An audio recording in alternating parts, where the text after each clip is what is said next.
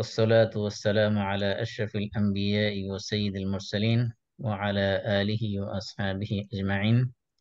سبحانك لا علم لنا إلا ما علمتنا إنك أنت العليم الحكيم. رب اشرح لي صدري ويسر لي أمري واحلل عقدة من لساني يفقه قولي. اللهم علمنا ما ينفعنا وانفعنا بما علمتنا وزدنا علما نافعا. اللهم أرنا الحق حقا وارزقنا اتباعه وأرنا الباطل باطلا وارزقنا اجتنابه. আলহামদুলিল্লাহ, আমরা সূরাতুল শারহ বা সূরাতুল ইনশিরাহ, এটাকে আমরা বলে থাকি, সেই সেই সূরাতে এখন আছি আমরা। আমরা সূরার প্রথম আয়াতে আলোচনার মধ্যে ছিলাম। আলাম নাশরাহ লাকা সাদরাক। আমি স্ক্রিন শেয়ার দিতে পারতেছি না, কি সমস্যা বুঝতেছি না। ওকে, সমস্যা নেই। আপনার সূরার প্রথম আয়াত যেহেতু আমরা আলোচনা করবো, আয়াতের অনুবাদ আপনারা জানেন সবাই। স্ক্রিন শেয়ার না দিলেও সমস্যা হবে না। আমরা প্রথম আয়াতে আছি, আলাম নাশরাহ লাকা সাদরাক। যে আমি কি আপনার সদরকে, আপনার বক্ষকে প্রশস্ত করে দেই নাই? এই আয়াতের আলোচনার মধ্যে আমরা ছিলাম। এবং এখানে দিয়ে যে প্রশ্ন করা হয়েছে, এই প্রশ্নের ভিতরে একটা চমৎকার বিষয় রয়ে গেছে। সেটা হলো, এটাকে আরবিতে বলা হয় তরিকাতুল ইবহাম লিত্তাশউইক। তরিকাতুল ইবহাম লিত্তাশউইক মানে কোন জিনিসকে অস্পষ্ট রাখার মাধ্যমে ওই জিনিসের প্রতি আগ্রহ সৃষ্টি করা। মনে করেন যে আপনি যদি প্রথমে বলে দেন সব, তাহলে তো মানুষ এটা জানার প্রতি আগ্রহ থাকবে না। কিন্তু প্রথমে যদি অস্পষ্ট কিছু বলেন, এটাকে আরো স্পষ্ট করার জন্য জানার একটা আগ্রহ থাকবে। এই জন্য এই যে আলাম নাশরাহ লাকা, এর যে প্রশ্ন, এটার মধ্যে একটা অস্পষ্টতা আছে। প্রথমেই বলা হচ্ছে যে, যদি আমি আয়াতের শেষ অংশ বাদ দিই, শুধু প্রথম অংশ নেই, আলাম নাশরাহ মানে কি আমরা কি প্রশস্ত করে দেইনি? এখন এইটুক, এই শুধু যদি এইটুক পড়েন, তাহলে কি কি হবে? একটা আগ্রহ জাগবে। তারপরে কি? আল্লাহ প্রশস্ত করে দিয়েছে, আল্লাহ তাআলা কি প্রশস্ত করছে, এটা একটা প্রশ্ন জাগবে না মনের মধ্যে? স্বাভাবিক। তারপরে যদি বলা হয় যে লাকা, লাকা মানে লাম মানে জন্য, কা মানে আপনার, তো লাকা মানে আপনার জন্য। তাহলে এইটা যদি সব পরে শব্দটা যদি অ্যাড করেন, আলাম নাশরার সাথে, আলাম নাশরাহ লাকা, আপনার জন্য, তো আপনার জন্য কি প্রশস্ত করে দেয় নাই? এখনো কিন্তু ক্লিয়ার না, মানে এখনো অস্পষ্টতা রয়ে গেছে। তার মানে এখন আগ্রহ আগের চেয়ে একটু বাড়ছে জানার জন্য। প্রথম বলা হচ্ছে যে আমি কি প্রশস্ত করে দেই নাই, তারপর যখন বলছে আপনার জন্য, তার মানে বিষয়টা আমার সাথে সম্পৃক্ত, তার মানে আমাকে আল্লাহ তাআলা কোন একটা কিছু দিয়েছেন। তার মানে আগ্রহটা আরো বেড়ে গেছে। এরপরে বলতেছেন সদরাক, আপনার বক্ষকে, আপনার সদরকে, আপনার চেস্টকে। এটাকে আরবিতে বলা হয় তরিকাতুল ইবহাম লিতাশউইক।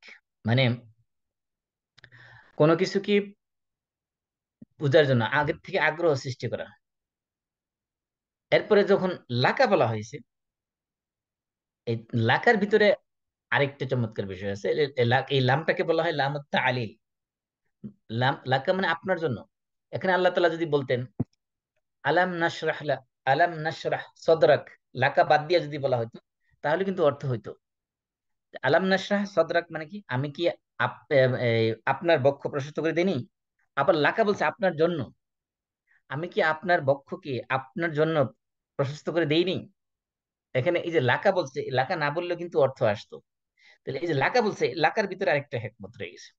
এই লাকার মধ্যে যে লামটা আছে, লাম, এই লামকে বলা হয় আরবিতে লাম তাআলিল, মানে কারণ বোধক, মানে এটা কারণ বর্ণনা করতেছি আপনার জন্য। এর ভিতরে আল্লাহ রাসূলের জন্য সম্মান রয়েছে। কারণ হলো, এই যে আল্লাহ তাআলা যে বক্ষটাকে প্রশস্ত করেছেন, এটা রাসূলের জন্যই করেছে, আপনার জন্যই করেছে। আমরা অনেক সময় মনে করেন যে বাসায় যদি গেস্ট আসে, কোন একটা স্পেশাল আইটেম আপনি করছেন, আপনি বললেন যে এটা শুধুমাত্র আপনার জন্যই, মানে এই আইটেমটা শুধুমাত্র আপনার জন্য রান্না করছে, তার মানে এটা একটা স্পেশাল জিনিস যেটা শুধুমাত্র আপনাকে আপনাকে উদ্দেশ্য করে করা হয়েছে। তাহলে এই যে লাকা, রাসূলকে যখন বলা হয়েছে আপনাকে দিয়েছি, এর ভিতরে রাসূলকে সম্মান করা হয়েছে। এরপরে মনে করেন যে আপনি যখন আমাদের দেশে যখন আপনি কেনাকাটা করতে যান দোকানে, যখন আপনি একজন একজন পরিচিত দোকানদারের কাছে গেলেন, অথবা অথবা আপনার ফ্রেন্ড বা কোনো আত্মীয় স্বজন অথবা কোনো জানাশোনা দোকানদারের কাছে গেলেন, যখন আপনি দাম জিজ্ঞেস করলেন, বলবে যে এটা সবার জন্য 2,000 টাকা, শুধুমাত্র আপনার জন্য এটা কত, 1,500 টাকা। তাহলে এই যে আপনার জন্য, মানে বোঝানো হচ্ছে যে আপনি একজন ভিআইপি, আপনি একজন স্পেশাল আমার কাছে কাস্টমার হিসেবে, আপনার আপনার আমার জন্য একটা স্পেশাল কাস্টমার। আপনি যখন গেস্ট হিসেবে বলেন যে এই আইটেমটা শুধুমাত্র আপনার জন্য রান্না করা হয়েছে, তার মানে আপনি গেস্ট হিসেবে আপনি একজন স্পেশাল গেস্ট আমার কাছে। তার মানে এটা এই লাকা বলতেই বুঝে যে এর ভিতরে একটা মর্যাদা আছে, একটা সম্মান আছে। তো আলাম নাশরাহ, আমি কি আপনাকে জন্য প্রশস্ত করে দেইনি? এরপরে এই আলাম নাশরাহ এই শব্দের ভিতরেই, এই যে প্রশ্নবোধক যে, এর ভিতরেই কিন্তু একটা সুসংবাদ রয়েছে। সুবহানাল্লাহ। মানে এই কোরআনের মধ্যে আল্লাহ তাআলা, এই কোরআন, এটা কোরআন মিরাকল বা মুজিজা। কোরআনের প্রত্যেকটা সেন্টেন্সকে আল্লাহ তাআলা এমন ভাবে গেঁথে দিয়েছেন, এমন ভাবে সাজিয়েছেন, এটা লিঙ্গুইস্টিক স্টাইল, এটার এটা ভাষার যে সৌন্দর্য, মাধুর্য, এটা এমন ভাবে এটা গ্রন্থনা এমন ভাবে করেছেন যে প্রত্যেকটা শব্দের ভিতরে, প্রত্যেকটা শব্দের যে গাঁথনি, এটা যে স্ট্রাকচার, এটা শব্দের পরের শব্দকে আগে আনা, আগে শব্দকে পরে নেওয়া, এর ভিতরে অনেক ধরনের হিকমত এবং রহস্য লুকায়িত আছে। এই যে প্রথমে যে বলছে যে আলাম নাশরাহ, আমি কি প্রশস্ত করে দেইনি, এর ভিতরে সুসংবাদ রয়েছে কিভাবে? মনে করেন যে একজন চাকর তার মনিবের কাছে গেল। মনে করেন একজন চাকর আছে, তার 3টা মেয়ে আছে যে বিবাহের উপযুক্ত, অথবা 3টা মেয়েকে সে বিয়ে দিছে, আরেকটা মেয়ে এখনো বিয়ের বাকি আছে। এখন তার মনিবের কাছে যে বলতেছে যে আমি তো এই মেয়েকে বিয়ে দেওয়ার জন্য অনেক টেনশনে আছি। হ্যাঁ, এখন এই মেয়ের বিয়ে ঠিক হয়েছে, কিন্তু তার টাকা পয়সা তো কিছুই আমার কাছে নাই। এখন আমি কেমনে কি করবো, আমার তো মাথা নষ্ট। এখন তার মনিব যদি তাকে বলে যে তোমার আগের মেয়েগুলোকে বিয়ে দেওয়ার ব্যবস্থা কি হয় নাই, তার মানে কি, এই কথা যখন সে শুনবে, এই কথা শোনার সাথে সাথে তার মনের ভিতরে যে এতদিন যে মানে এই যে কন্যা দায়গ্রস্ত হওয়ার যে বোঝাটা মাথার ভিতরে ছিল, অটোমেটিক একটু হালকা হয়ে যাবে। তার মানে সে বুঝাতে চাচ্ছে, তার মনিব তাকে বুঝাতে চাচ্ছে যে আগের মেয়েগুলো যখন বিয়ে বিয়ে দেওয়া হয়েছে, তখন তো আমি তোমাকে সাহায্য করেছিলাম। তো এখন তুমি এই মেয়েকে, চতুর্থ মেয়েকে বিয়ে দেওয়ার জন্য তুমি টেনশন করতেছো কেন? তোমার কি আগের গুলোর ব্যাপারে স্মরণ নাই? আগে যখন প্রথম মেয়েকে বিয়ে দিয়েছো, তখন তো তোমার ফাইন্যান্সিয়াল অবস্থা আরো করুণ ছিল। সেই সময় তো তোমার এত ইয়ে হয়নি, সমস্যা হয়নি। যেহেতু ওই সমস্যাটা, অত বড় সমস্যাটা তোমার ওভারকাম করতে পেরেছো, এখন এইটা কোনো সমস্যা নেই। এটা তো সমস্যার সমাধানের জন্য আমরা আছি। মানে এই যে আমি কি করি নাই, আমি কি আগেরটা সমাধান করি নাই, অথবা আমি কি আপনাকে আপনার বক্ষকে বিদীর্ণ করে দেই নাই, এই যে প্রশ্নটা, এই প্রশ্নের মধ্যেই একটা এক ধরনের সুসংবাদ আছে। যে আল্লাহ তাআলা আপনাকে, আপনার বক্ষকে প্রশস্ত করে দিয়েছেন, সেই আল্লাহ তাআলা আপনার সামনে যে বিপদ আছে, এখন যে বিপদ আছে, ভবিষ্যতের যে বিপদ আছে, কোনো বিপদই আপনার জন্য কন্টিনিউ রাখবেন না, এগুলোর সমাধান অবশ্যই তিনি দিবেন। তার মানে এই যে দেন নাই, যে প্রশ্নবোধক দিয়ে যে শুরু করেছেন, এর ভিতরে মূলত একটা সুসংবাদ আল্লাহ তাআলা দিয়ে দিয়েছেন। যে আপনার যত বর্তমান যত বিপদ আছে, বর্তমান যত কষ্ট আছে, যত হার্ডশিপ আছে, যত অ্যাডভার্সিটি ক্যালামিটি, যা কিছু আপনার আছে, এগুলো বেশি দিন স্থায়ী হবে না, এগুলো অচিরেই আমি আল্লাহ আপনার আপনার জন্য কি করব, এগুলোকে, এই বিপদগুলোকে দূর করে দিয়ে আপনার জন্য সুসংবাদ নিয়ে আসবো। এই জন্য আরেকটা বিষয় হলো যে আলাম নাশরাহ লাক, লাকার ভিতরে মর্যাদা রয়েছে বলছিলাম। তারপরে এই জন্য এই লাকা বাদ দিলে কিন্তু ওই অর্থটা আসতো না, যে রাসূল যে মর্যাদাটা দেওয়া হয়েছে, এই মর্যাদাটা আসতো না, এই কারণে লাকা শব্দ এড করা হয়েছে, যে এটা শুধুমাত্র আপনার জন্য। তারপরে সদরাকা না বলে কল বা, সদরাকা কেন বলা হয়েছে, কল কেন বলা হয়নি? আপনার, আমরা তো জানি যে আহ, কল প্রশস্ত হয় নাকি সদর প্রশস্ত হয়। এখানে সদর বলা হয়েছে, সদর হলো চেস্ট আর কল হলো হার্ট। এখানে সদর বলা হয়েছে, হার্ট ব্যবহার করা হয়নি। কারণ আমরা জানি যে সূরাতুন নাসের মধ্যে আমরা জানি যে আল্লাহ তাআলা বলেন, শয়তানের ব্যাপারে বলেন, ইউওয়াসিস আল্লাযী ইউওয়াসিসু ফি সুদুরিন নাস। সুদুরিন নাস মানে সুদূর হলো সাদরের বহুবচন। তো সদর মানে চেস্ট, তো শয়তান ওয়াসওয়াসা চেস্টের মধ্যে, মানুষের কলবের ভিতরে না। আর এই ওয়াসওয়াসা যখন মানুষের অন্তর থেকে দূর, মানে সদর থেকে দূর হয়ে যায়, তখনই সেই অন্তরটা কি হয়ে যায়, প্রশস্ত হয়ে যায়, অন্তরটা সম্প্রসারিত হয়, অন্তরটা ভালো কাজ গ্রহণ করার জন্য প্রস্তুত হয়ে যায়। সেই কারণে এখানে সদর শব্দ ব্যবহার করা হয়েছে। তারপরে এই যে লাকার ভিতরে আরেকটা বিষয় আছে যে রাসূলকে যে রিসালাত দেওয়া হয়েছে, রাসূলের যে নবুয়ত দেওয়া হয়েছে, যে রিসালাত দেওয়া হয়েছে, এটা রাসূলকেই দেওয়া হয়েছে একমাত্র। এবং এই রিসালাতের যে ফজিলত, যে মর্যাদা, এটা রাসূলের জন্য, আল্লাহর জন্য কিছু না। এবং আর কেউ কেউ বলছেন এখানে যে লামত তালি লাকার, এর ভিতরে আরেকটা অর্থ আছে, সেটা হলো এটাকে বলা হচ্ছে লামুন বিলাম। আল্লাহ বলছে ওমা খালাকুল জিন্না ওয়াল ইনসা ইল্লা লিয়াবুদুন। লিয়াবুদুন মানে, লি মানে জন্য, ইয়াবুদুন তারা আমার ইবাদত করবে, এই জন্য, মানে ইবাদতের জন্য। তাহলে ইবাদতের জন্য মানুষকে আল্লাহ তাআলা সৃষ্টি করেছেন। আল্লাহ বলছেন আকিমিস সালাতা লিযিকরি, আমার স্মরণে সালাত কায়েম করো। তাহলে এই যে লি মানে জন্য, আমার জন্য নামাজ কায়েম করো, আমার স্মরণে নামাজ কায়েম করো, আমার জন্য ইবাদত করো।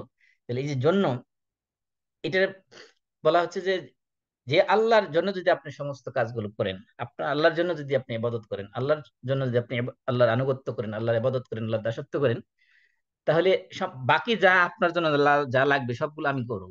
লাকা আপনার জন্য আমি আমি আছি, মানে আমি যা কিছু করব, দুনিয়াতে যা কিছু দিব সবকিছু আপনার জন্যই দেব। এবং আপনি যদি আমার জন্য করেন, তাহলে আমি আপনার জন্য করব। তার মানে আল্লাহ তাআলা বোঝাতে চাচ্ছেন যে দুনিয়ার মানুষ যদি আল্লাহর দাসত্ব করে, আল্লাহর গোলামি করে, তাহলে আল্লাহ এই মানুষের জন্য অনেক কিছু করবেন। এটা গিভ এন্ড টেকের মতো। তাহলে আল্লাহ এখানে বলা হচ্ছে যে হে রাসূল, আপনি যদি আল্লাহর ইবাদত করেন, আল্লাহর দাসত্ব করেন, এই জন্য এই আয়াত সূরার শেষে দেখবেন যে বলছে ইজা ফারাগতা ফানসাব ওয়া ইলা রাব্বিকা ফারগাব।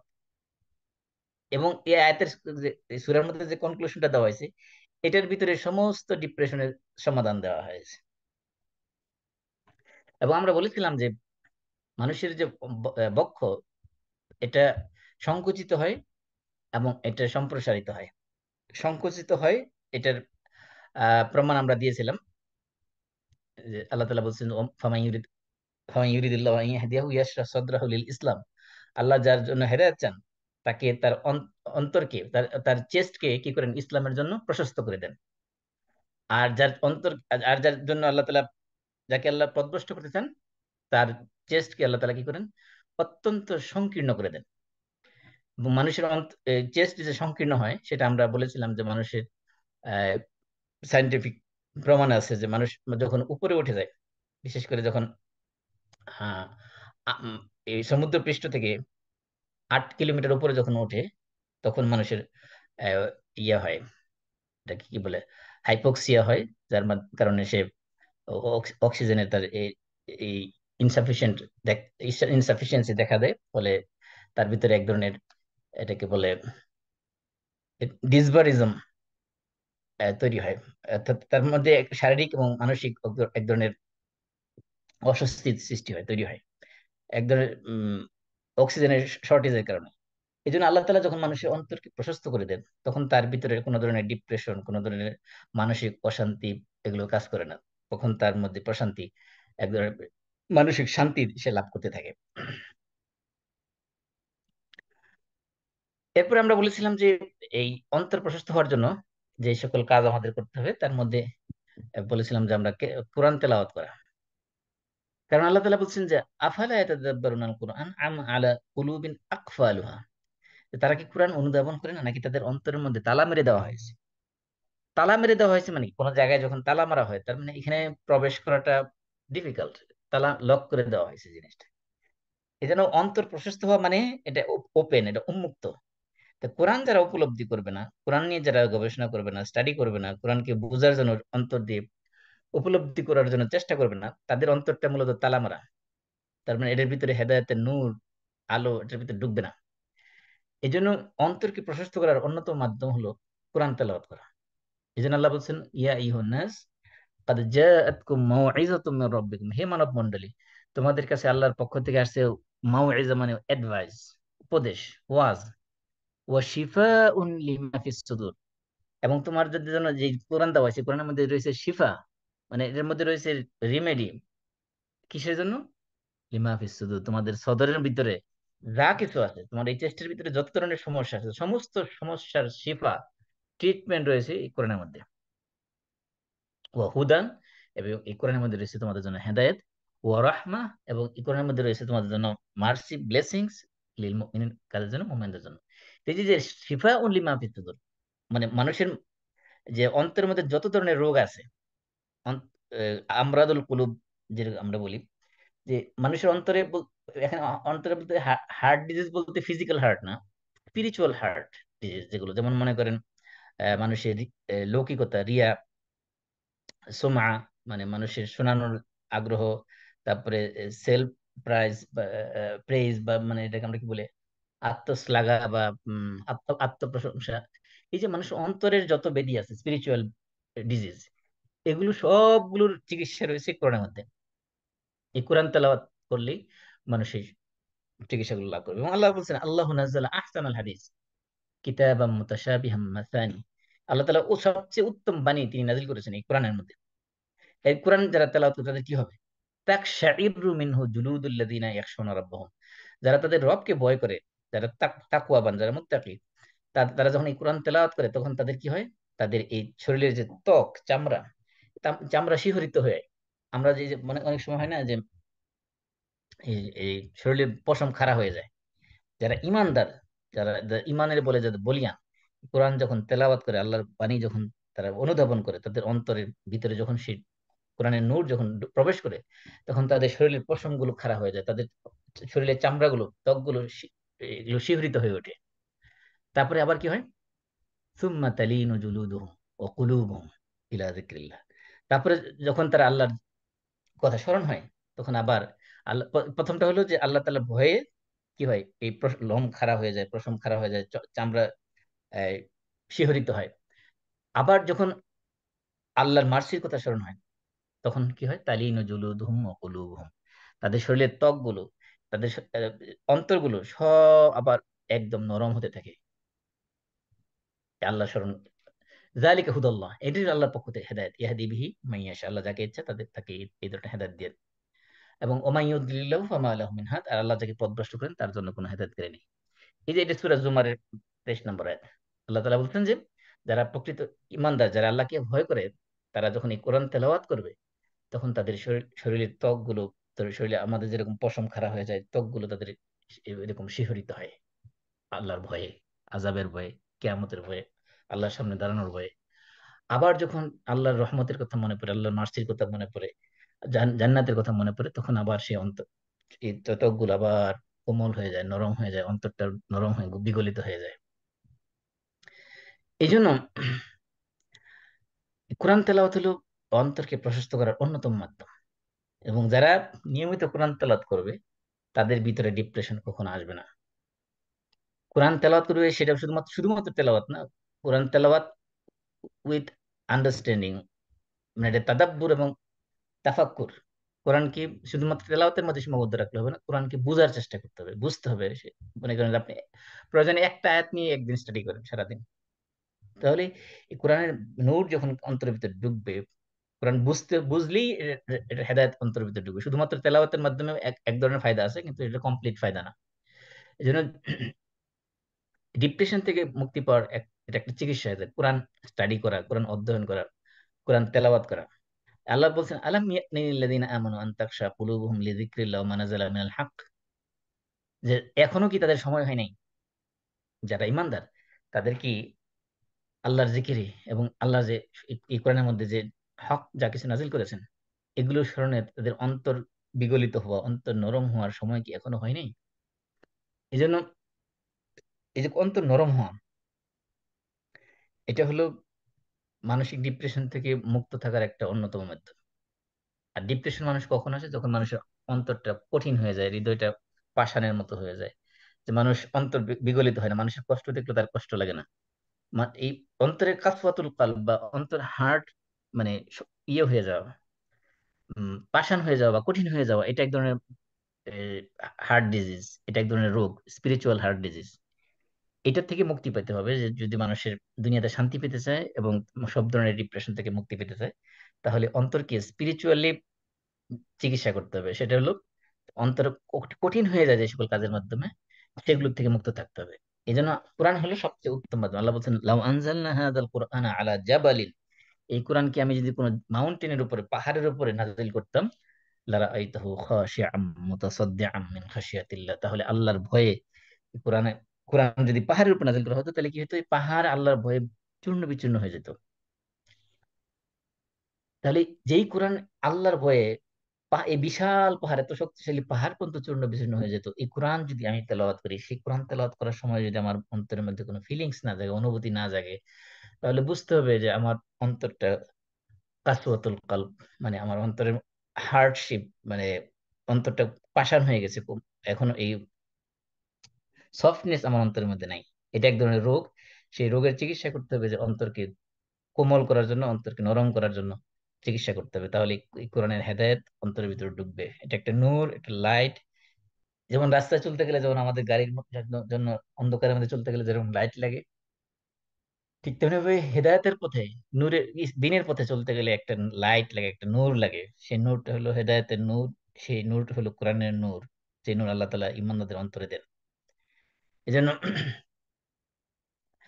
এই আমরা যে আগের আয়াতটা আলোচনা করেছিলাম, সেখানে আল্লাহ রাব্বুল আলামিন এই কোরআনের মধ্যেই বলে দিয়েছেন যে, আয়াতটা আমি আবার একটু তেলাওয়াত করি। সেই আয়াতটা হলো ফামান ইউরিদ আফামান শারহা আফামান শারহা আল্লাহু সাদরাহু লিল ইসলাম ফাহুয়া আলা নূরিম মির রাব্বিহি। আফামান শারহা আল্লাহু সাদরাহু, আল্লাহ তাআলা যার চেস্ট কি কি করেন, প্রশস্ত করে দেন। কিসের জন্য? লিল ইসলাম, ইসলামের জন্য। ফাহুয়া আলা নূরিম মির রাব্বিহি, সে আল্লাহর পক্ষ থেকে একটা, তার রবের পক্ষ থেকে একটা নূর লাভ করে। তাহলে আল্লাহ মানে মানুষের যখন যখন ইসলামের জন্য আল্লাহ তাআলা কবুল করেন, তখন প্রথমে তার এই ইসলামের যে কবুলিয়তটা, এটা তার অন্তরের ভিতরে আসে। তারপরে সেটা তার বাহ্যিক প্রকাশ পায়। তখন সে মানুষ খোঁজে যে কোন আলেমের কাছে যে সে ইসলাম গ্রহণ করবে। আহ, তখন সে কোরআন স্টাডি করতে থাকে। তাহলে প্রথমেই আল্লাহ তাআলা হেদায়েতের নূরটা তার অন্তরের ভিতরে প্রথমে দিয়ে দেন। যেন বলছে সূরা জুমারের 22 নম্বর আয়াত, যে আফামান শারাহাল্লাহু সাদরাহু, যাকে আল্লাহ কি করেন, যার অন্তরকে প্রশস্ত করে দেন, লিল ইসলাম, ইসলাম জন্য, অর্থাৎ ইসলাম কবুল করার জন্য যার অন্তরকে আল্লাহ প্রশস্ত করে দেন, শারহ করে দেন, ফাহু আলা নূরিম মির রাব্বিহি, সে থাকে আল্লাহ তার রবের পক্ষ থেকে একটা নূরের উপরে। তার মানে কি, তাকে এই নূর দিয়ে, লাইট দিয়ে তাকে হেদায়েতের পথ তাকে দেখানো হয়। এই জন্য এই আয়াতের মধ্যে বলা হয়েছে, আরেক আয়াতে বলা হয়, সূরা নামের 125 নম্বর আয়াতে, ফামান ইউরিদিল্লাহু আন ইয়াহদিয়াহু, আল্লাহ তাআলা যাকে হেদায়েত দিতে চান, ইয়াশরাহ সাদরাহু লিল ইসলাম, তাকে আল্লাহ তাআলা ইসলামের জন্য তার বক্ষকে প্রশস্ত করে দেন। ইসলামের জন্য বক্ষকে প্রশস্ত করে দেওয়ার মানে হলো যে তার ইসলাম গ্রহণ করার মতো মানসিকতা তার অন্তরের মধ্যে তৈরি করে দেন। আর ওমাই ইউরিদ আন ইউদিল্লাহু, আর আল্লাহ তাআলা যাকে পথভ্রষ্ট করতে চান, ইয়াজআল সাদরাহু দাইয়িকান হারাজা, তার অন্তরকে আল্লাহ তাআলা সংকীর্ণ করে দেন। একেবারে দুইটা শব্দ ব্যবহার করেছে। এক দয়িক মানে হলো একেবারে খুব কনজাস্টেড, খুব সংকীর্ণ। আর হারাজান বলা হয় এটাকে, এটা আরেকটা অ্যাডজেক্টিভ ব্যবহার করা হয়েছে, দয়িকানের অ্যাডজেক্টিভ, এটা আরো কঠিন। হারাজ শব্দের শাব্দিক অর্থ বলা হয় যে, মনে করি এমন একটা গাছ যার ভিতরে এক ডালপালা, ভিতরে একটার ভিতরে ডালা গজাইতে গজাইতে, অনেক অনেক গাছ আছে না যে ভিতরে প্রচুর পরিমাণে ডালপালা গজায়, একটা ডালের মধ্যে আরেকটা পেঁচায় ধরে, এমন ভাবে ধরছে যে এই গাছের উপরে ওঠার মতো কোনো জায়গা নেই। মানে কি, এই গাছের ডাল বেয়ে যে উপরে উঠবে, এরকম কোনো সুযোগ নেই। এই এটাকে আরবিতে বলা হয় হারাজ। তা দইয়েকান হারাজা, এই দুইটা শব্দ দিয়ে আল্লাহ তাআলা বুঝেছেন যে তার অন্তরকে আল্লাহ তাআলা এমন ভাবে সংকীর্ণ করে দেন, সংকুচিত করে দেন, যে এর ভিতরে হেদায়েতের আলো, হেদায়েতের নূর ঢুকার মতো কোনো সুযোগ থাকে না। এই জন্য অন্তরকে প্রশস্ত করার জন্য, হেদায়েতের নূর ঢুকার জন্য, আমরা আল্লাহ তাআলা আমাদের ইমান দিয়েছেন, ইমানের নূর আমাদের ভিতরে আছে। এই নূরকে আরো প্রজ্বলিত রাখার জন্য আমাদের প্রথম কাজ যেটা করা দরকার, সেটা হলো কোরআন তেলাওয়াত। কোরআন শুধু তেলাওয়াত নয়, কোরআন তেলাওয়াত প্লাস কোরআন স্টাডি, অধ্যয়ন একটু বাড়ানো দরকার। 2 নম্বর হলো, আমরা বলছিলাম যে জিক্রুল্লাহ, আল্লাহর জিকির, আল্লাহর স্মরণ। কারণ আল্লাহ বলছেন, ওমান আ'রাদা আন যিকরি, যে ব্যক্তি আমার জিকির করা থেকে মুখ ফিরিয়ে নেবে, গাফেল হবে, হিডলেস হবে, কেয়ারলেস হবে, তার জন্য কি দিব আমি পুরস্কার স্বরূপ? ফা ইন্না লাহু মাঈশাতান দনকা, তার মাঈশাত, তার জীবন উপকরণ, দুনিয়ার জীবনে তার জীবন চলাকে আমি সংকীর্ণ করে দেবো, দানকের মধ্যে ফেলে দেবো। দানকের অনেক ব্যাখ্যা আছে এখানে। মানে তার দুনিয়া সব কিছু আছে, গাড়ি বাড়ি, বিলাসবহুল, লাক্সারি, খাট পালং সবকিছু আছে, কিন্তু তার ভিতরে কোন মানসিক কোনো শান্তি নেই। কারণ শান্তি নেই, কারণ হলো, কারণ তার রবের সাথে তার কানেকশন নেই, আল্লাহর সাথে তার সম্পর্ক নেই, আল্লাহর সাথে আল্লাহর জিকির সে করে না। এই জন্য যারা আল্লাহর জিকির থেকে গাফেল থাকবে, তারা দুনিয়ায় কোটি কোটি টাকার মালিক হতে পারবে, কিন্তু তাদের অন্তরের মধ্যে প্রশান্তি, অন্তরের মধ্যে শান্তি কখনো আসবে না। কারণ আল্লাহ তাআলা বলছেন, আল্লাযীনা আমানু, যারা ঈমানদার, ওয়া তাতমাইন্নু কুলুবুহুম বিযিকরিল্লাহ, তাদের অন্তর কি হয়, আল্লাহর জিকিরের মধ্যে প্রশান্তি লাভ করে। ট্রাঙ্কুইলিটি পেতে হলে, পিস পেতে হলে, অন্তরে মানসিক শান্তি পেতে হলে অবশ্যই আল্লাহর জিকির করতে হবে। কারণ আল্লাহ বলছেন, আলা বিযিকরিল্লাহি তাতমাইন্নুল কুলুব, এটা সূরা রাদের 28 নম্বর আয়াত। আল্লাহ বলছেন, নিশ্চয় জেনে রাখো যে কেবলমাত্র আল্লাহর জিকিরেই অন্তর প্রশান্তি লাভ করে। এই জন্য দ্বিতীয় যে কাজটা অন্তর প্রশস্ত রাখার জন্য, সেটা হলো আল্লাহর জিকির করতে হবে, বিশেষ করে সকাল এবং সন্ধ্যায়। সকাল এবং সন্ধ্যার জিকির যেগুলো আজকার, এগুলো হাদিসের মধ্যে আসছে, আপনি দেখবেন প্রিন্টেড কপি পাবেন, আজকার সাবাহ ওয়াল মাসা, সকাল সন্ধ্যার আজকার, এগুলো অবশ্যই করতে হবে। আর সার্বক্ষণিক জিকিরের মধ্যে থাকতে হবে। সার্বক্ষণিক জিকির বলতে আপনার যেই সময় যে কাজটা করবেন, ইসলাম কিন্তু প্রত্যেকটা কাজের জন্য আল্লাহ তাআলা দোয়া শিখিয়ে দিয়েছেন, আল্লাহ রাসূল সাল্লাল্লাহু আলাইহি ওয়াসাল্লাম আমাদের দোয়া শিখিয়ে দিয়েছেন। যেমন মনে করেন, আপনি যখন ঘরে ঢুকবেন, ঘরে ঢুকার দোয়া আছে, ঘর থেকে বের হবেন সেটার দোয়া আছে, আপনি ওয়াশরুমে যাবেন দোয়া আছে, বের হবেন দোয়া আছে, মসজিদে ঢুকবেন দোয়া আছে, বের হবেন দোয়া আছে, গাড়ি চালাবেন দোয়া আছে, ব্রিজে উঠবেন দোয়া আছে, প্রত্যেকটা কাজেরই দোয়া আছে। এই দোয়াগুলো পড়ার মানে হলো আপনি আল্লাহর সাথে আপনার সার্বক্ষণিক একটা কানেকশন আছে। মানে যেই কাজে যাবেন, সেই কাজে যখন আল্লাহ দোয়া পড়বেন, কমপক্ষে আর কিছু না পারলে শুধু বিসমিল্লাহ পড়লেন, তার মানে আপনার সাথে আল্লাহর সাথে সার্বক্ষণিক একটা কানেকশন আপনি সেট করে রাখছেন। এই জন্য এই সার্বক্ষণিক জিকির থাকতে হবে, দাওয়ামত জিকির।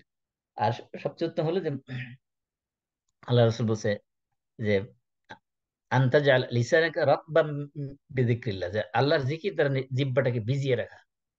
মানে করেন সার্বক্ষণিক, মানে করেন যখনই আপনি এই যে আয়াতের শেষে, এই সূরা শেষে বলা হয়েছে, ফাইজা ফারাগতা ফানসাব ইলা রাব্বিকা ফারগাব, যখন আপনি অবসর পাবেন তখন কি করুন, আপনি ইবাদতে মনোনিবেশ করুন।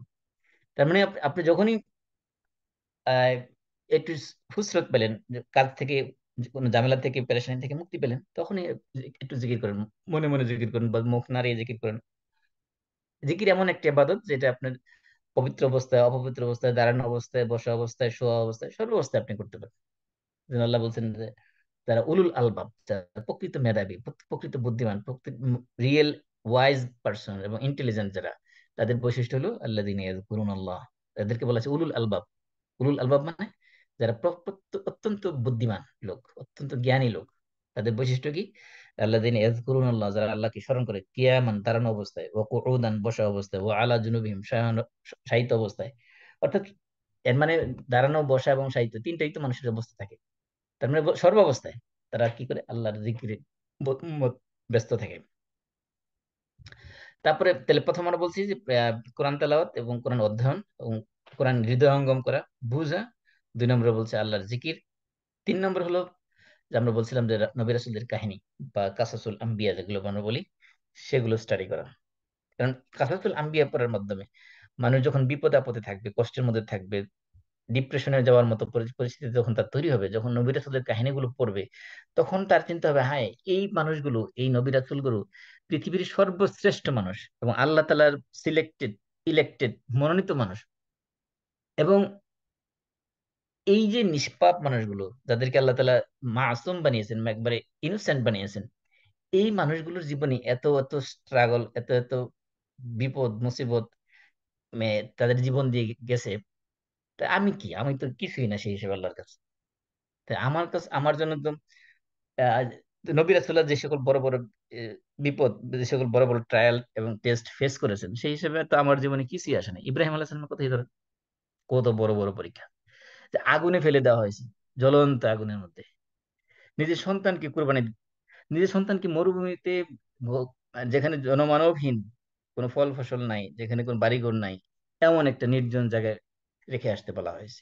এই সন্তান যখন একটু বড় হয়েছে, আবার এই সন্তানকে কুরবানি দিতে বলা হয়েছে। এই যে বড় বড় চ্যালেঞ্জ গুলো, বড় বড় পরীক্ষাগুলো, তা মুসা আলাহিসাল্লাম কথাই ধরেন, বনি ইসরায়েল ওনার সাথে কি না করলো। এমনকি যেই বনি ইসরায়েলকে নিয়ে উনি সাগর পাড়ে দিলেন, ওই পারে যাই তারা আবার আবদার করে বসলো, ইয়া মুসা ইজআল লানা ইলাহান কামা লাহুম আলিয়া। যখন দেখছে ওই এলাকার মানুষ মূর্তি পূজা করতেছে, মুসা, এবং এই মাত্র তারা দেখে আসছে যে আল্লাহ তাআলা কত বড় মিরাকল তাদেরকে দেখাইছেন, যে সমুদ্রের মাঝখান দিয়ে তাদের জন্য রাস্তা করে দিলেন পারাপারের জন্য। এই এই বনি ইসরায়েলি মুসা আলাইহিস সালাম আবদার করে বসলো যে, হে মুসা, এই যে এলাকার লোকগুলো যেরকম মূর্তি পূজা করতেছে, আমাদের জন্য একটা মূর্তি বানিয়ে দেন, আমরা মূর্তির পূজা করবো। এই যে মুসা আলাহিসাল্লামকে এতভাবে কষ্ট দিচ্ছে, এমনকি মুসা আলাহিসাল্লামকে এক সেরা রোগ আছে বলে পর্যন্ত তারা ওনাকে এভাবে তুহমত দিয়ে তো কষ্ট দিয়েছে। আল্লাহ রাসূলকে তো পাগল, কবি, জাদুকর, মিথ্যুক, গণক কোনো কিছু বলার বাদ রাখেনি, এবং আল্লাহ রসুল সাল্লাহ ইসলামের হত্যা করার জন্য পর্যন্ত তারা চেষ্টা করেছে। তাহলে পৃথিবীর সর্বশ্রেষ্ঠ মানুষগুলোর জীবনে যদি এরকম কষ্ট আসতে পারে, তাহলে সেই হিসেবে আমরা তো সাধারণ মুসলমান, আমাদের জীবনে যে কষ্ট, এগুলো তো সেই হিসেবে কিছুই না। আর পরীক্ষার মাধ্যমে আল্লাহ তালা ইমানদারদেরকে পুরস্কৃত করেন। এই জন্য আল্লাহ রসুল বলছেন যে আসাদুন্নাসি বালাআন আল আম্বিয়া, সবচেয়ে বেশি পরীক্ষার সম্মুখীন হয় নবী রাসূলগণ। তারপরে মর্যাদা দিক থেকে যারা নবী রাসূলদের কাছাকাছি, তারা বেশি পরীক্ষার সম্মুখীন হন। তার পরবর্তীতে যারা তাদের কাছাকাছি তারা বেশি, তারপরে পরীক্ষার সম্মুখীন হন। তার মানে মানুষের ইমানের লেভেল অনুযায়ী যেই পরিমাণ ইমানে তার মজবুতি, সেই পরিমাণে তাকে পরীক্ষা আল্লাহ তালা ফেলেন। এই জন্য পরীক্ষা এটা আল্লাহর পক্ষ থেকে আসে। এগুলোতে ঘাবড়ানোর কিছু নেই, এগুলো নিয়ে ডিপ্রেশনের কিছু নেই, বরং এগুলো দিয়ে আল্লাহ তালা অবশ্যই আমাদেরকে পুরস্কৃত করতেছেন। আল্লাহ দেখতেছেন আমি কতটা ধৈর্য ধারণ করতে পারি, ধৈর্যের পরীক্ষা নেবেন। এবং আল্লাহ বলছেন ইন্নামা ইউওয়াফাস সাবিরুনা আজরাহুম বিগাইরি হিসাব। এবং এই ধৈর্য যারা ধারণ করতে পারবে, তাদেরকে আল্লাহ তালা এমন পুরস্কার দেবেন যেটা ব্যয় হিসাবে কাউন্টলেস, বাউন্ডলেস, সীমাহীন পুরস্কার দেবেন, যে নির্দিষ্ট কোনো সংখ্যায় গুণে দিবেন।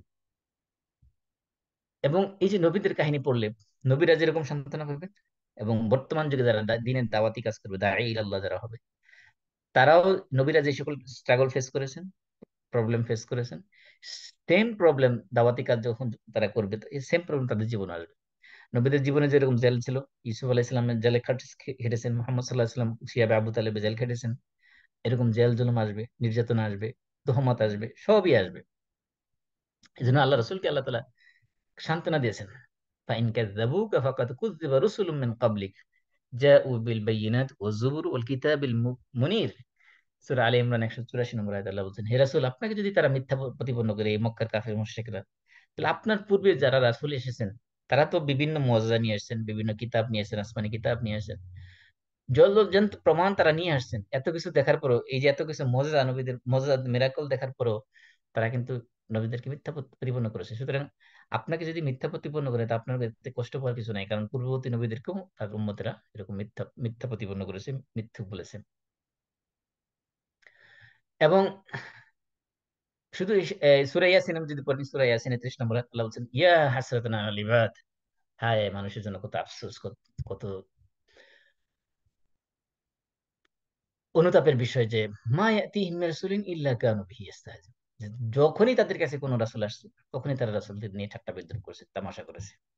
তার মানে এই পৃথিবীর সর্বশ্রেষ্ঠ মানুষগুলোকে নিয়ে পৃথিবীর মানুষের তামাশা করেছে, হাসি তামাশা করেছে, ঠাট্টা বিদ্রুপ করেছে। কোন নবী রাসূল এই ঠাট্টা বিদ্রুপ থেকে বাদ যায়নি। এজন্য আল্লাহ বলছেন ওয়ালাকাদ উস্তুহজিয়া বিরুসুলিম মিন ক্বাবলিক, যে আপনার পূর্ব রাসূলদেরকে রাসূলদের সাথে ঠাট্টা বিদ্রুপ করা হয়েছে। ফাহাকা বিল্লাযিনা সাখিরু মিনহুম মা কানু বিহি ইস্তাহজিউন। পরে বলে আল্লাহ তাআলা কি করছেন, তাদের যে এই যে ঠাট্টা বিদ্রুপ, সুখরিয়া, এগুলোর পানিশমেন্ট স্বরূপ আল্লাহ তাদেরকে শাস্তি দিয়েছেন। আল্লাহ বলছেন কুল সিরু ফিল আরদ সুম্মা নজুরু কাইফা কানা আকিবাতুল মুকাজ্জিবিন। সুতরাং তোমরা পৃথিবীতে ভ্রমণ করো, পৃথিবীতে ঘুরে ঘুরে দেখো আল্লাহ তাআলার ওই মিথ্যুকদের, যারা নবী রাসূলদের মিথ্যা প্রতিপন্ন করেছে, নবী রাসূলের সাথে যারা ঠাট্টা বিদ্রুপ করেছে, তাদের পরিণতি কি হয়েছিল সেগুলো ঘুরে ঘুরে দেখো। ফেরাউন কিন্তু আল্লাহ তাআলা রেখেই দিয়েছেন যে আলিয়ামা নুনাজ্জিকা বিবাদানিকা লিতাকুনা লিমান খালফাকা আয়া, আমি তোমার দেহকে আজকে সংরক্ষণ করে রেখে দিব, যাতে তোমার পরবর্তীতে পৃথিবীতে যত স্বৈরাচার আসবে, যত ডিক্টেটর আসবে, তারা যাতে তোমার এই দেহ দেখে দেখে শিক্ষা নেয়। কিন্তু সবচেয়ে আফসোসের বিষয় হলো পৃথিবীর কোনো স্বৈরশাসকই এগুলো দেখে শিক্ষা নেয় না। তাহলে এরকম তৃতীয় যে বিষয়টা, সেটা হলো যে মানসিক ডিপ্রেশন যখন মানুষ ভুগবে, তখন তাদের ডিপ্রেশন থেকে মুক্তি পাওয়ার জন্য পৃথিবীর নবী রাসূলদের কাহিনী এটা একটা বড় ট্রিটমেন্ট। বিশেষ করে নবী রাসূলরা যে সকল স্ট্রাগল ফেস করেছেন, সেগুলো অধ্যয়ন করলে মানুষের জীবনে আহ তার তার জীবনে যে সকল বড় বড় পরীক্ষা আসবে, বিপদ আসবে, সেগুলো তার জন্য হালকা হয়ে যাবে। কারণ আরবিতে একটা কথা আছে, আল মুসিবাতু ইজা আম্মাত হানাত, যে মুসিবত যখন ব্যাপক হয়ে যায়, তখন এটা মানুষের জন্য সহজ হয়ে যায়। মনে করেন যে এই যে বাংলাদেশের 3টা জেলাতে, আপনার লক্ষ্মীপুর, ফেনী, তারপর নোয়াখালী, কুমিল্লা সহ বিভিন্ন জায়গায় যে বন্যা হচ্ছে, এই বন্যায় কত মানুষের বাড়িঘর ভেসে গেছে, কত মানুষের বড় বড় ক্ষতি হয়েছে। এখন এই যে ক্ষতিটা, এই ক্ষতিটা যদি মনে করেন ওই যেই জেলায় হয়েছে, ওই জেলায় যদি একটা মানুষের শুধু মাত্র হইতো, তাহলে ওই মানুষটা কতটা কষ্ট পাইতো। যখন দেখছে যে না, আমার একার তো ক্ষতি হয় নাই, সবারই তো হয়েছে, তখন তার কাছে এটা অতটা বড় ক্ষতি মনে হয় নাই। এটা সহজ, হজম করা, এটা সহ্য করা তার জন্য সহজ হয়ে গেছে। অথবা মনে করেন, এই যে মনে করেন এই আন্দোলন করতে যাইয়া, বৈষম্য বিরোধী আন্দোলন করতে যাই কত মানুষ আহত হয়েছে, কত মানুষ নিহত হয়েছে, কত মানুষ পঙ্গুত্ব বরণ করেছে, কত মানুষ চোখ চোখ হারাইছে। এখন যে লোকটা মনে করেন তার একটা হাত কাটা গেছে, সে যখন দেখবে যে আরেকটা লোক তার পাই নেই, পাও নেই, হাতও নেই, তখন সে চিন্তা করবে যে আমার তো মাত্র একটা হাত গেল, তার তো হাতও নেই, পাও নেই। আরেক লোক যখন দেখবে যে তার হাত, একটা হাত কাটা গেছে, আরেকজনের দুইটা চক্ষুই নষ্ট হয়ে গেছে, সে চিন্তা করবে হ্যাঁ, আমি তো একটা হাত না থাকলেও কি আরেকটা হাত তো আমার আছে, এবারে তো দুটো চক্ষুই নেই, সে তো সারা জীবন দুনিয়ার আলোই দেখতে পারবে না। তাহলে তার জন্য কি হয়ে যাবে, তার এই যে হাত কাটাটা, এটা তার জন্য এই এই এই যে হাত কাটার যে একটা বড় ধরনের মুসিবত বিপদ তার জীবনে আসছে, কিন্তু এটা তার জন্য সহজ হয়ে যাবে। এই জন্য এই নবী রাসূলদের কাহিনী পড়ার মাধ্যমে মানুষ কি করবে, তার জীবনে যদি কষ্টগুলো আছে সেগুলো লাঘব করার জন্য এক ধরনের সে ট্রিটমেন্ট এখানে পাবে, এক ধরনের সান্ত্বনা সে সেখানে পাবে। তাহলে আমরা তিনটা পয়েন্ট বলেছি। প্রথমটা হলো যে কোরআন তেলাওয়াত এবং অনুধাবন করা, দুই নম্বর হলো আল্লাহর জিকির করা, তিন নম্বর হলো নবী রাসূলদের কাহিনী অধ্যয়ন করা, চার নম্বর হলো আল্লাহর কাছে অন্তরকে প্রশস্ত করে দেওয়ার জন্য দোয়া করা, যেমন দোয়া মুসা আলাইহিস সালাম করেছিলেন। মুসা আলাইহিস সালামকে আল্লাহ তাআলা যখন ফেরাউনের কাছে দাওয়াত দেওয়ার জন্য পাঠাইলেন, আপনি চিন্তা করতে পারেন যে এই দাওয়াতটা কত বড় চ্যালেঞ্জের দাওয়াত ছিল। আপনাকে যদি বলা হয় যে এখন আপনি যান আমেরিকাতে, যে জো বাইডেনকে ইসলামের দাওয়াত দিবেন হোয়াইট হাউসে যাইয়া, এটা কত বড় চ্যালেঞ্জের কাজ হইতে পারে, কত বড় ভয়ের কাজ হইতে পারে ওনার কাছে যায় ইসলামের দাওয়াত দেওয়া। এর এর চেয়ে বড় চ্যালেঞ্জ ছিল মুসা আলাহিসামের জন্য, কারণ ফেরাউন যে পরিমাণে ডিক্টেটর ছিলেন, যে পরিমাণে প্রতাপশালী জালেম ছিলেন, ওই পরিমাণে জালেম বর্তমান পৃথিবীতে কেউ নাই। ওই রকম একজন জালেমকে, ডিক্টেটরকে দাওয়াত দেওয়ার জন্য আল্লাহ তাআলা পাঠাইলেন মুসা আলাইহিস সালামকে, বলছেন ইযহাব ইলা ফিরআউন ইন্নাহু তাগা। আল্লাহ বলছেন ফিরআউনের কাছে যাও, কারণ সে সীমা লঙ্ঘন করেছে, তাকে দিনের দাওয়াত দাও। এখন মুসা আলাইহিস সালাম আল্লাহর অর্ডার যেহেতু, এটা অমান্য করার তো কোনো সুযোগ নেই, আল্লাহর কাছে দোয়া করলেন, বলেন ক্বালা রাব্বি ইশরাহ লি সাদরি ওয়াইসির লি আমরি ওয়াহলুল উকদাতাম মিন লিসানি ইয়াফকাহু কওলি। যে দোয়াটা আমরা প্রতিদিনই প্রতি আলোচনার শুরুতে আমরা পড়ি, এটা মুসা আলাইহিস সালামের দোয়া। কি দোয়া করেছিলেন? রব্বি ইশরাহ লি সাদরি, ও আল্লাহ তুই আমার চেস্টকে প্রশস্ত করে দাও।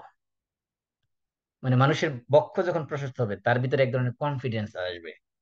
সে যখন বক্তব্য দেবে, যখন কথা বলবে, তার ভিতরে জ্বালাময় বক্তব্য বের হবে। মানে তার কনফিডেন্স লেভেলটাই অন্যরকম হবে। আপনি দেখবেন যে সাইদি সাহেব যখন কথা বলেন, ভিতর থেকে মনে হয় যেন এক একটা বোমা বেরোচ্ছে। এই যে অন্তর যদি মনের মধ্যে যে সংকীর্ণতা থাকে, যে আমি মনে করেন যে আমি অমুক অমুকের বিরুদ্ধে কথা বলবো, আমাকে কথা বলার পরে স্টেজের পিছন দিয়ে পুলিশ এসে ধরে নিয়ে যায় কিনা, এরকম যদি ভয় কাজ করে, তাহলে কখনো বলিষ্ঠ ভাবে সে বক্তব্য দিতে পারবে না, বলিষ্ঠ ভাবে দিনের কথা সে বলতে পারবে না। এই জন্য মুসা আলাহিসাল্লাম আল্লাহর কাছে দোয়া করলেন, ও আল্লাহ কি রব্বি ইশরাহ লি সদরি, ও আল্লাহ আমার চেস্টকে প্রশস্ত করে দাও, মানে বলিষ্ঠ কণ্ঠ নিয়ে, মানে মনের ভিতরে কোনো ধরনের ভয়, কোনো ধরনের জড়তা যাতে কাজ না করে, আমি যেন হৃদয়কে উন্মুক্ত করে দিয়ে দিনের দাওয়াতি কাজ করতে পারি, বলিষ্ঠ মন নিয়ে, মনের মধ্যে যেন যাতে কোনো ধরনের সংকোচন বা সংকীর্ণতা কাজ না করে, এমন একটা চেস্ট আমাকে দাও। ইশরাহ লি সদরি, আমার বক্ষকে প্রশস্ত করে দাও। ওয়াসসির লি আমরি, আমার কাজকে সহজ করে দাও। ওয়াহলুল উকদাতাম মিন লিসানি, আর আমার জিহ্বার জড়তাকে তুমি দূর করে দাও, জিহ্বার জড়তার সমাধান দিয়ে দাও। ইয়াফকাহু কাওলি, যাতে করে তারা আমার কথাকে বুঝতে পারে। ওয়াজআল লি ওয়াজিরান, আর আমার জন্য একটা ওয়াজির বানিয়ে দাও। ওয়াজির মানে মিনিস্টার, ওয়াজির মানে এখানে সাহায্যকারী। মিন আহলি, আমার ফ্যামিলির পক্ষ থেকেই আমার জন্য একজন হেল্পার, আমার জন্য একজন অ্যাসিস্ট্যান্ট, আমার জন্য একজন মিনিস্টার দাও। আরবিতে ওয়াজির মানে মিনিস্টার, এখানে ওয়াজির মানে আমার জন্য একজন সাহায্যকারী দাও। সেটা কাকে দাও? হারুন আখি, আমার ভাই হারুনকে সাহায্য করে দাও। এবং উশদুদ বিহি আজরি ও আশরিকহু ফি আমরি কাই নুসাব্বিহুকা কাসীরা ওয়া নাযকুরুকা কাসীরা ইন্নাকা কুনতা বিনা বাসীরা। যাই হোক, এখানে বিষয়টা হলো যে মুসা আলাইহিস সালাম এত বড় একটা দায়িত্ব আল্লাহ তাআলা দিয়েছেন, সেই দায়িত্বটা পাওয়ার পরে আল্লাহর কাছে যে দোয়াটা করেছিল, সেই দোয়াটা ছিল ইশরাহ লি সাদরি, ও আল্লাহ আমার চেস্টকে প্রশস্ত করে দাও। তাহলে এই অন্তরকে প্রশস্ত রাখার জন্য, অন্তরের ভিতরে যাতে কোনো ধরনের সংকীর্ণতা, আমি আগেও বলেছি ডিপ্রেশন আসার প্রথম প্রথম স্টেপ হলো মনটা সংকীর্ণ হয়ে যাওয়া। এই মন যখন সংকীর্ণ হবে তখনই ডিপ্রেশন আস্তে আস্তে এর ভিতরে জমা পড়তে থাকবে। এই জন্য মনকে কখনো সংকীর্ণ রাখা যাবে না, মনকে প্রশস্ত রাখতে হবে, মনকে প্রফুল্ল রাখতে হবে। সেটা আল্লাহর জিকিরের মাধ্যমে, আল্লাহ কোরআন তেলাওয়াতের মাধ্যমে, এবং আল্লাহর কাছে চাওয়ার মাধ্যমে, দোয়ার মাধ্যমে। এবং যে সকল কাজের মাধ্যমে মন সংকীর্ণ হয় তার মধ্যে অন্যতম হলো গুনাহ। গুনার মাধ্যমে মানুষের মন, অন্তর সংকীর্ণ হয়ে যায়, অন্তর সংকুচিত হয়ে যায়। এই জন্য আল্লাহ রাব্বুল আলামিন আল্লাহ রাসূলকে বলছেন, ওয়াদানা আনকা উইজরাক, আমি আপনার কাছ থেকে সরিয়ে দিয়েছি ভার। এটা উইজর, আমরা বলেছিলাম যে উইজর মানে দুইটা অর্থ, একটা অর্থ হলো যে ভার, আরেকটা অর্থ আমরা বলেছিলাম যে এটা হলো গুনাহ। তাহলে আল্লাহ রাসূল তো গুনাহ করেন নাই, তার মানে তাহলে আল্লাহ রাসূল যদি গুনাহ করেন নাই, তাহলে গুনার বোঝা সরালো কিভাবে?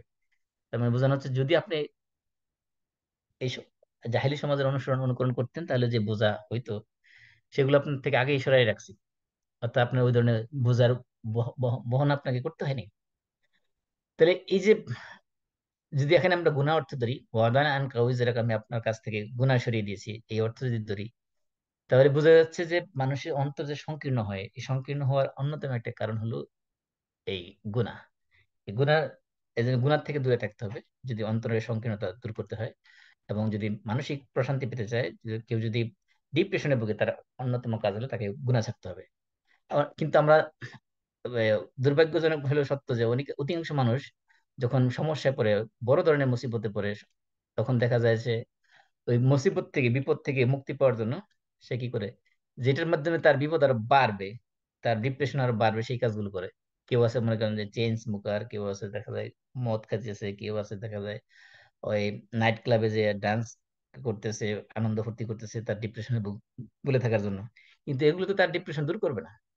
এগুলো, এই যে গুনার কাজগুলো সে করতেছে, ওরা এগুলোর মাধ্যমে আরো তার ডিপ্রেশন বাড়বে। অনেক দেখবেন জুয়ার আসরে বসে আছে, সারা রাত জুয়া খেলতেছে। অনেক অনেকে আছে এই ক্যাসিনোতে যে সময় কাটাচ্ছে। অনেকে আছে গ্রাম অঞ্চলে দেখবেন যে সারা রাত বসে বসে টাস খেলতেছে ডিপ্রেশন থেকে মুক্তি পাওয়ার জন্য। কিন্তু আসলে দেখা গেল তার আমও গেল, সালা গেল, তার মানসিক স্বাস্থ্য তো দূর হইল, শারীরিক স্বাস্থ্য তো গেল, মানসিক স্বাস্থ্য গেল, আবার টাকা পয়সাও গেল, বরং এগুলোর দ্বারা মাধ্যমে সে আরো তার বিপদ আরো বাড়ায় নিয়ে আসে। এই জন্য মানসিক প্রশান্তি পেতে হলে যেটা করতে হবে সেটা হলো গুনাহ থেকে বেঁচে থাকতে হবে, কারণ গুনাহ হলো মানুষের ডিপ্রেশনে যাওয়ার অন্যতম একটা কারণ। তাহলে এই যে অন্তরকে প্রশস্ত রাখার জন্য যে সকল কাজ করতে হবে তার মধ্যে আমরা অলরেডি কয়েকটা কথা বলেছি। এক নম্বরে কোরআন তেলাওয়াত, কোরআন অধ্যয়ন। দুই নম্বরে বলেছি যে আল্লাহর জিকির। তিন নম্বর বলেছি আল্লাহর কাছে দোয়া করা। চার নম্বর বলেছি এই যে গুনাহ থেকে বিরত থাকা। এবং আল্লাহ তাআলা কোরআনের মধ্যে এই ডিপ্রেশনের একটা চিকিৎসা দিয়েছেন 4 দফা কাজের মাধ্যমে। আপনার আল্লাহ তাআলা বলছেন, ওয়ালাকাদ না'লামু আন্নাকা ইয়াদিকু সাদরুকা বিমা ইয়াকুলুন। হে রাসূল, আমরা জানি যে আপনার অন্তরটা সংকীর্ণ হয়ে যায়। অন্তরটা সংকীর্ণ হয় কিসের মাধ্যমে? এই যে আপনার বিরুদ্ধে মানুষরা যা কিছু বলে, অর্থাৎ কাফের মুশরিকরা আপনাকে যে সকল তহমত দিচ্ছে, আপনাকে যে গালিগালাজ করতেছে, এগুলোর মাধ্যমে আপনার অন্তর সংকীর্ণ হয়ে যায়, আমরা জানি। এটা আপনার কোন সূরা?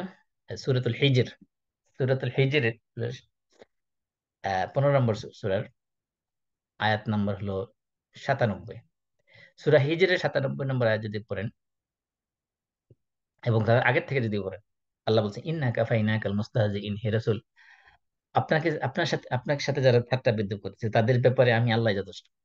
অর্থাৎ তাদের ঠাট্টা বিদ্রুপের জবাব দেওয়ার জন্য আমি আল্লাহ যথেষ্ট। এরপরে আল্লাহ তাআলা বলছেন, ওয়ালাকাদ না'লামু আন্নাকা ইয়াদিকু সাদরুকা বিমা ইয়াকুন, আমি জানি যে আপনার মনে কষ্ট হয়, আপনার মনটা একেবারে ছোট হয়ে যায়, সংকীর্ণ হয়ে যায় যখন তারা আপনাকে বিভিন্ন ধরনের খারাপ কথা বলে আপনার ব্যাপারে। যেমন আল্লাহ রাসূলকে কবি বলছেন, জাদুকর বলছেন, গণক বলছেন, মিথ্যুক বলছেন, কোনো কিছু বাদ দেন, এবং বলছেন যে এই যে কোরআন, এই কোরআনের কথা এগুলো রাসূল নিজের থেকে বানায় বলছেন। অনেক ধরনের তহমত, মিথ্যা অপবাদ দিয়েছেন। আল্লাহ বলছেন যে আমি এগুলো জানি, এগুলোর কারণে আপনার মনটা সংকীর্ণ হয়ে যায়, মনটা একেবারে ছোট হয়ে যায়, আপনার মনের কষ্ট গুলো আমি বুঝি। সুতরাং এগুলো থেকে দূর করার জন্য আপনি কি করুন, এখানে এই যে 3টা আয়াত যদি আপনি পড়েন তাহলে দেখবেন যে ডিপ্রেশনের সমস্ত চিকিৎসা এখানে দেওয়া হয়েছে। এই যে অন্তর যে সংকীর্ণ হয়ে যায়, সংকীর্ণ হয়ে গেলে কি করতে হবে, সেটা চিকিৎসা আল্লাহ দিয়ে দেওয়া হয়েছে সূরা হিজরের 97 নম্বর আয়াত থেকে শুরু করে 99 নম্বর আয়াত পর্যন্ত, অর্থাৎ সূরা শেষ পর্যন্ত। সূরা হিজরের সর্বশেষ 3টা আয়াত পড়লে সেখানে পেয়ে যাবেন যে ডিপ্রেশনের চিকিৎসা সেখানে দেওয়া আছে। কি বলছেন? ফাসাব্বিহ, প্রথম চিকিৎসা ফাসাব্বিহ, তাসবিহ করুন। তাসবিহ মানে সুবহানাল্লাহ। বিহামদি রব্বিক, আপনার রবের হামদ করুন। হামদ মানে আলহামদুলিল্লাহ। তাহলে সুবহানাল্লাহ, আলহামদুলিল্লাহ। তারপরে কি? ওয়াকুম মিনাস সাজিদিন, এবং সেজদাকারীদের অন্তর্ভুক্ত হন, মানে বেশি বেশি ইবাদত সেজদা করুন। নাম্বার, বেশি বেশি নামাজ পড়ুন। 3 নম্বর। 4 নম্বর, ওয়াবুদ রব্বাক, এবং আপনার রবের ইবাদত করুন। তাহলে তাসবিহ, তাহমিদ, বেশি বেশি সিজদা মানে বেশি বেশি কিয়ামুল লাইল করা, ফরজ ইবাদত, ফরজ নামাজ সহকারে নফল নামাজ বেশি বেশি করা, কিয়ামুল লাইল করা, এবং আল্লাহর ইবাদত যত ধরনের আছে, যত ধরনের পথ এবং পন্থা আছে ইবাদতের জন্য, সবগুলো বেশি বেশি করা। এই এই যে তাসবিহ, তাহমিদ, সেজদা এবং ইবাদত, এই চার দফা কাজ আল্লাহ দিয়েছেন। এই 4 দফা কাজ যদি আপনি করেন, হে রাসূল, আপনার অন্তরে যে সংকীর্ণতা, এগুলো দূর হয়ে আপনার অন্তর প্রশস্ত হয়ে যাবে। এই চিকিৎসা আল্লাহ তাআলা দিয়ে দিয়েছেন এখানে। এই জন্য যারা ডিপ্রেশনে ভুগে, তাদের জন্য এই সূরা হিজরের লাস্ট 3টা আয়াতে একটা চিকিৎসা। আর এখানে তো আল্লাহ তাআলা এই জন্য এটা এটা বড় ধরনের একটা নিয়ামত। এই অন্তরের সংকীর্ণতা থেকে যে মুক্ত থাকা, এটা একটা বড় ধরনের নিয়ামত আল্লাহর পক্ষ থেকে। এই জন্য আল্লাহ রাব্বুল আলামিন প্রথমে এই নিয়ামতটা উল্লেখ করেছেন, আলাম নাশরাহ লাকা সাদরাক, আমি কি আপনার বক্ষকে প্রশস্ত করে দেইনি? আপনার জন্য আপনার বক্ষকে প্রশস্ত করে দেইনি? তারপরে আরো যে সকল কাজের মাধ্যমে আমরা অন্তরকে প্রশস্ত করতে পারি, সেগুলোর মধ্যে একটা হলো আহ যে সকল অন্তরের ডিজিজ আছে সেগুলো থেকে অন্তরকে মুক্ত রাখা, এবং যে সকল কাজের মাধ্যমে অন্তরের মধ্যে মানুষের প্রতি মহব্বত বৃদ্ধি পায়, সেগুলোকে বেশি বেশি করা। যেমন মনে করেন মানুষের সাথে কথা বলার সময় হাসি মুখে কথা বলা, সবসময় হাসি খুশি থাকার চেষ্টা করা, মানুষকে সালাম দেওয়া, বেশি পরিমাণে সালাম দেওয়া, এবং হাদিয়া আদান প্রদান করা। মানুষের অন্তরের মধ্যে যে সকল বেদি আছে, বিশেষ করে মানুষের হিংসা বিদ্বেষ, মানুষের পিছনে লেগে থাকা, চগলখুরি করা, এই ধরনের খারাপ গুণ যেগুলো, সেগুলো থেকে অন্তরকে দূরে রাখা। বিশেষ করে কুধারণা, মানুষের ব্যাপারে কুধারণা করা, মানুষের প্রতি হিংসা করা, বিদ্বেষ করা, মানুষের চগলখড়ি করা, গীবত করা, এই যে খারাপ চারিত্রিক যে খারাপ গুণগুলো আছে, যেগুলো অন্তরের ব্যাধি, যেগুলোকে বলা হয় heart disease, spiritual heart disease, এই রোগগুলো থেকে অন্তরকে মুক্ত রাখতে পারলে অন্তরের প্রশস্ততা বৃদ্ধি পাবে। অন্তর মানে মানুষের যে চেস্ট, সদর যে সদর যে শরহ সদর, যেটা মানুষের অন্তর যে প্রশস্ত হওয়া, এই প্রশস্ত হবে শুধুমাত্র এই 2টা কারণে। একটা হলো যে রোগগুলো যেগুলো আছে, যেমন হিংসা বিদ্বেষ গীবত চগলখড়ি, মানুষের পিছনে লেগে থাকা, কারো দোষ ত্রুটি খোঁজা, মানুষকে ব্যাপারে কুধারণা করা, এগুলোর থেকে অন্তরকে মুক্ত রাখা একটা। আরেকটা হলো যে সকল কাজ মানুষের সাথে সম্পর্ক বৃদ্ধি পায়, ডেভেলপ হয়, সেগুলোর মাধ্যমে আহ, যেমন বলেছিলাম যে উম হাসি মুখে কথা বলা, সালাম বিনিময় করা, এগুলো ভালো কাজ যেগুলো আছে সমাজের মধ্যে, সেগুলো করা। এবং আল্লাহ রসুল সাল্লাহ সাল্লাম এই জন্য আল্লাহর কাছে দোয়া করতেন অন্তর প্রশস্ত রাখার জন্য। আল্লাহ রসুল দোয়া করতেন, রব্বি তাকাব্বাল তওবাতি ওয়াগসিল হাওবাতি ওয়া আজিব দাওয়াতি ওয়া সাব্বিত হুজ্জতি ওয়াহদি কলবি ওয়া সাদ্দিদ লিসানি ওয়াসলুল সাখিমাতা কলবি। এই জন্য আল্লাহ রসুল আল্লাহর কাছে দোয়া করতেন, হে আল্লাহ, আমার তওবা কবুল করো, আমার গুনাহগুলো তুমি ধুয়ে মুছে সাফ করে দাও, আমার দোয়াকে তুমি কবুল করো, আমার এই আমার কলবকে তুমি হেদায়েত দান করো, আমার জিহ্বাকে তুমি সরল সঠিক পথে সঠিক কথা বলার তৌফিক দান করো, এবং ওয়াসলুল তাখিমাতা কলবি, তার মানে হলো আমার অন্তরের মধ্যে যত ধরনের হিংসা বিদ্বেষ আছে, এগুলো আমার অন্তর থেকে তুমি দূর করে দাও। এই জন্য এই অন্তরকে প্রশস্ত রাখার এটা একটা মাধ্যম, যে অন্তরের মধ্যে যে যে সকল কালিমা আছে, যে সকল ডিজিজ আছে, সেগুলোকে দূর করা। এবং এটা একদিনে সম্ভব না, সময় নিয়ে চর্চা করতে হবে। আর একটা হলো যেগুলোর মাধ্যমে অন্তর প্রশস্ত হয়, যে কাজগুলোর মাধ্যমে, সেগুলো বেশি বেশি করা। তারপরে হলো আল্লাহ আমার তাকদিরে যা লিখে রেখেছে সেগুলোকে সেগুলো নিয়ে সন্তুষ্ট থাকা। আর মানুষ যখন হিংসা করে, হিংসা করার অন্যতম কারণ হলো যে আল্লাহ তাকে যা দিয়েছেন সে সেটা নিয়ে সন্তুষ্ট নয়, সে অন্যটা নিয়ে এই জন্য সে হিংসা করে। আল্লাহ অমুককে কেন এই দিয়েছেন সেই দিয়েছেন, আমার কেন এই নেই সেই নেই। তার মানে সে এই যে অন্তরের বেদি, এটা একটা অন্তরের বেদি যে আল্লাহ তালা যা দিয়েছেন আমাকে, সে আল্লাহ তাআলার দেওয়া নিয়ে নিয়ে সন্তুষ্ট না থাকায় এটা অন্তরে বেদের একটা কারণ। কারণ এগুলোর মাধ্যমে এই সন্তুষ্ট না থাকলে মানুষের ভিতরে অন্যের প্রতি, অন্যের সম্পদের ব্যাপারে, অন্যের নিয়ামতের ব্যাপারে হিংসা জাগে অন্তরের মধ্যে। আর অন্তরের মধ্যে যখন যে হিংসা যখন জাগবে, তখন তার ওই অন্তর আস্তে আস্তে সংকীর্ণ হতে থাকবে। ওই অন্তরের মধ্যে কখনো শারহুস সাদর বা অন্তর যে প্রশস্ত হওয়া, সেটা কখনো পাওয়া যাবে না। এবং যে সকল মানুষ সবসময় অন্যের গীবত করে, চগলখড়ি করে, এই সকল মানুষের কাছ থেকে নিজেকে দূরে রাখা এটার একটা মাধ্যম। ও মানুষকে ক্ষমা করে দেওয়া অন্তরের একটা প্রশস্ত রাখার একটা মাধ্যম হলো যে মানুষের ভুল ত্রুটিকে ক্ষমা করে দেওয়া এবং অন্তর থেকে মুছে দেওয়া, ফাফু আনহুম ওয়াসফা। এবং ক্ষমা করে না শুধুমাত্র, শুধু ক্ষমার মধ্যে সীমাবদ্ধ না, ক্ষমা করে দেওয়া অনেকে আছে যে ক্ষমা করে দিচ্ছে কিন্তু মনের মধ্যে রেখে দিছে। ক্ষমা করছি ঠিক আছে, কিন্তু এটা ভুলে যায়নি, এটা না। ফরগিভ এন্ড ফরগেট, শুধু ফরগিভ না, ফরগিভ এন্ড ফরগেট। ক্ষমা করে দেও, এমন ভাবে ক্ষমা করে দেও যে এটা ভুলে গেছেন যে এই ধরনের কাজ আমার সাথে ঘটেইনি। মানে ফরগিভ এন্ড ফরগেট দুইটা একসাথে থাকতে হবে। তাহলে অন্তর প্রশস্ততা লাভ করে, অন্তরের মধ্যে মানুষের কোনো অশান্তি, মানসিক অশান্তি যেটা, সেটা কখনো আসবে না। আরেকটা হলো যে এগুলো, এই সুউজ্জানের বিপরীত হলো হুসনুজ্জান, মানুষের ব্যাপারে সুধারণা করতে হবে। এই জন্য এই যে আল্লাহ রাব্বুল আলামিন আমাদেরকে এই আদেশই দিয়েছেন। যে আমরা সূরা নূর যখন পড়েছি, সূরা নূরে যখন ইফকের ঘটনা পড়েছে, আয়েশা রাদিয়াল্লাহু আনহার ব্যাপারে যখন জিনার তোহমত দেওয়া হয়েছে, তখন আল্লাহ তাআলা যে আয়াত নাযিল করেছেন সেখানে বলা হয়েছে, লাউলা ইজ সামি'তুমুহু যান্নাল মুমিনুনা ওয়াল মুমিনাতু বিআনফুসিহিম খায়রা ওয়া ক্বালু হাযা ইফকুম মুবিন।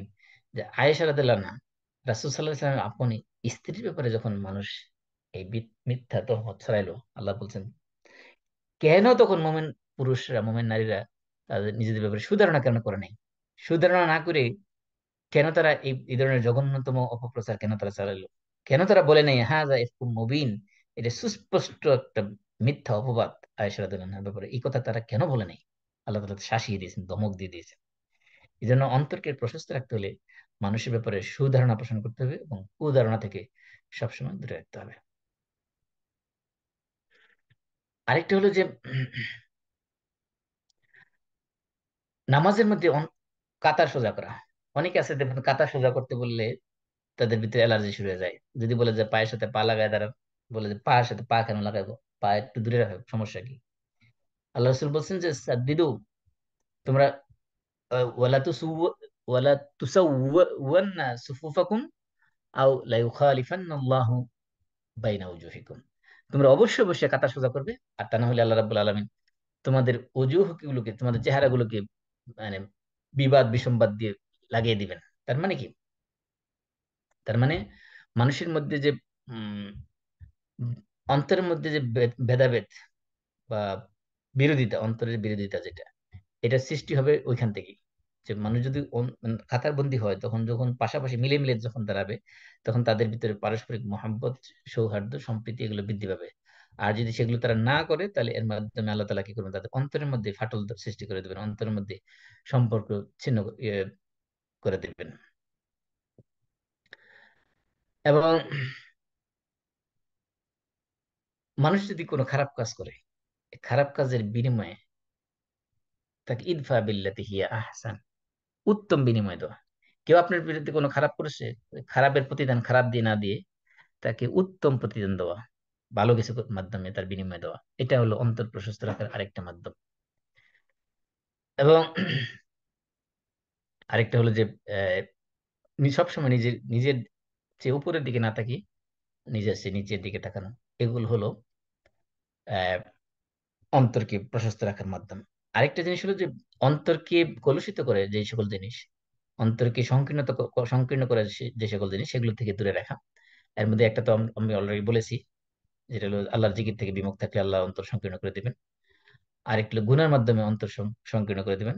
কারণ গুনার মাধ্যমে আল্লাহ তারা কি করেন, সব পৃথিবীর সমস্ত সৃষ্টি এই গুনাহগারের উপর আল্লাহ লানত করতে থাকেন। আল্লাহ বলতেন সূরা বাকারা 159 নম্বর আয়াত, উলাইকা ইয়ালআনুহুমুল্লাহ ওয়া ইয়ালআনুহুম লাঈনুন, যে যারা পাপ করে, গুনাহ করে, তাদের আল্লাহ শুধুমাত্র আল্লাহ তাআলা লানত করেন না, আল্লাহ তাআলা অভিসম্পাত করেন না, বরং পৃথিবীর সমস্ত সৃষ্টি এমনকি চতুষ্পদ জীবজন্তু পর্যন্ত তাদের উপর লানত বর্ষণ করতে হয়। আর তার বিপরীত হলো যারা আল্লাহর আনুগত্য থাকে তাদের জন্য আল্লাহ, আল্লাহ ফেরেশতারা, এমনকি আসমান জমিনের সমস্ত সৃষ্টি, এমনকি পিঁপড়া তার গর্তের ভিতর থেকেও তাদের জন্য দোয়া করতে থাকে। এই জন্য গুনাহ থেকে বিরত থাকা এবং আল্লাহর আনুগত্যের মধ্যে নিজের জীবনকে সীমাবদ্ধ রাখা, এটা আরেকটা মাধ্যম। আরেকটু গুনাহ করার মাধ্যমে আল্লাহ তাআলা তার আনুগত্য থেকে বান্দাকে বঞ্চিত করেন। যেহেতু একসময় গুনাহ করতে করতে তার এমন একটা অবস্থা হয়, তখন গুনাহ আর অনুভূতি তার ভিতরে কাজ করে না, গুনাহকে সে এক সময় স্বাভাবিক করে নেয়। তো গুনার কাজটা তার কাছে গুনাহ মনে হয়, এটা স্বাভাবিক কাজই মনে হয়। এই জন্য এই গুনাহ থেকে বেঁচে থাকতে হবে। এটা হলো অন্তরকে মানে প্রশস্ত রাখার, শর হাসাদের জন্য একটা গুরুত্বপূর্ণ কাজ। আর একটু গুনাহ করতে করতে মানুষের অন্তরের মধ্যে এক ধরনের মরিচিকা পড়ে যায়। ওই সরি, মরিচিকা না, মরিচা পড়ে যায়, মানে জং ধরে যায়। এই জংকে বলা হয়েছে কোরআন পরিবেশে রান, কাল্লা বাল রান আলা কুলুবিহিম মা কানু ইয়াকসিবুন, যে তাদের এই কৃতকর্মের কারণে তাদের অন্তরের মধ্যে মরিচা ধরেছে, জং ধরেছে। একটা প্রশ্ন করতে পারবো না ভাই? এই জন্য এই গুনার মাধ্যমে আল্লাহ তাআলা নিয়ামত দূর করে দেন এবং দুনিয়া এবং আখিরাত তার ধ্বংস করে দেন। এই জন্য অন্তরকে প্রশস্ত রাখার আরেকটা মাধ্যম হল গুনাহ থেকে দূরে থাকা।